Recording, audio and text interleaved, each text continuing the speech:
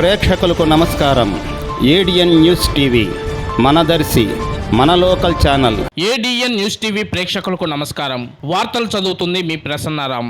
దర్శి నగర పంచాయతీ పరిధిలో ఇంటి పన్ను, ఆస్తి పన్ను చెల్లించే లబ్ధిదారులకు దర్శి నగర పంచాయతీ మున్సిపల్ కమిషనర్ మహేశ్వరరావు శుభవార్త తెలిపారు. ఈ సందర్భంగా ఆయన మాట్లాడుతూ ఈ నెల 31వ తేదీలోపు ఇంటి పన్ను, ఆస్తి పన్ను చెల్లించిన వారికి 50% రాయితీ లభిస్తుందని తెలిపారు. కావున దర్శి నగర పంచాయతీ పరిధిలోని ప్రజలు ఈ అవకాశాన్ని సద్వినియోగం చేసుకోవాలని సూచించారు. పన్నులు చెల్లించి నగర పంచాయతీ అభివృద్ధికి తోడ్పడాలని ఆయన ఈ సందర్భంగా కోరారు.